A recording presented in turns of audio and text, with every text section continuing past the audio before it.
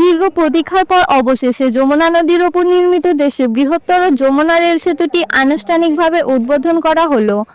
মঙ্গলবার দুপুর 12টার দিকে বেলুন ও শান্তির প্রতীক পায়রা উড়িয়ে উদ্বোধন করেন প্রধান অতিথি রেলপথ মন্ত্রণালয় সচিব মোহাম্মদ ফাহিমুল ইসলাম। 50টি পিলার আর 49টি স্প্যানের ওপর অত্যাধুনিক স্টিল প্রযুক্তিতে নির্মাণ হয়েছে সেতুটি। এতে 120 কিলোমিটার গতিতে ট্রেন চলাচল করতে পারবে আর দ্রুত সময়ে যাতায়াতের পাশাপাশি দেশের অর্থনীতির উন্নয়ন হবে।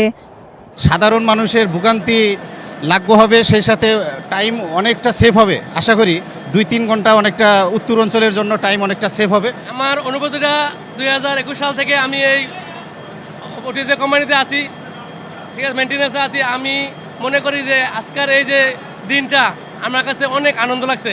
মনে হয়েছে যে ঈদের চেয়ে বেশি আনন্দ। রেল সেতু উদ্বোধনের মধ্য দিয়ে আমরা সিরাজগঞ্জবাসী তথা উত্তর অঞ্চলের সকল মানুষ কিন্তু আমরা উপকৃত হব।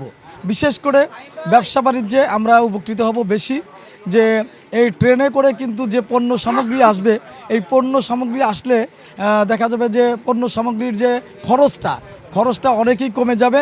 সেই ক্ষেত্রে কিন্তু আমাদের পণ্য সামগ্রীর মূল্যও কিন্তু কমে যাবে। এটা আমরা একটা উপকৃত হব। যমুনা রেল সেতুর পূর্ব পার ইব্রাহিমাবাদ থেকে পশ্চিম পার সয়দাবাদ রেল স্টেশন পর্যন্ত উদ্বোধনী ট্রেনে অতিথি ও সংশ্লিষ্টরা যমুনা রেল সেতু অতিক্রম করেন। এরপর সয়দাবাদ রেল স্টেশনে সংবাদ সম্মেলন করা হয়। এই সময় প্রধান অতিথির বক্তব্য বলেন, এখন থেকে মাত্র 3.5 মিনিটে রেল সেতু অতিক্রম করবে ট্রেন, যার ফলে যোগাযোগ ব্যবস্থা, ব্যবসা বাণিজ্য ও অর্থনীতির উন্নয়ন হবে। তবে যাতায়াতে যাত্রীদের গুনতে হবে অতিরিক্ত অর্থ। বাংলাদেশ রেল একটি supply chain created in train operation and it was not possible to get full line on the land. Although another 2 lines were added by the employer. Rail সেতুটি নির্মাণ করতে ব্যয় হয়েছে 16,780 কোটি 96 লাখ টাকা।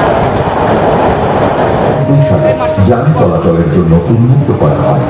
যমুনা বহুমুখী সেতুর ডিজাইনে কোন রেল লাইন স্থাপনের সংস্থান না থাকে নির্মাণকালে ডিজাইন পরিবর্তন করে একপাশে ডুয়াল গেজ সিঙ্গল লাইন রেলপথ অন্তর্ভুক্ত করা হয়।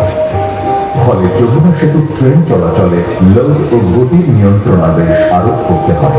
এ কারণে সেতুতে ব্রড গেজ মালবাহী ট্রেন চলাচল সম্ভব হয় না এবং যাত্রীবাহী ট্রেন পারাপার দীর্ঘ সময়ে ব্যয় হয়। সড়ক ও রেলপথে ট্রাফিক দিন দিন বৃদ্ধি পাওয়ায় সেতুটি রেলপথে করে স্টার পার রেলিং, রিভার স্থাপন ও অন্যান্য জ্যাটানি প্রযুক্তির সহায়তায় কংক্রিট ঢালাইয়ের মাধ্যমে পিয়ার নির্মাণ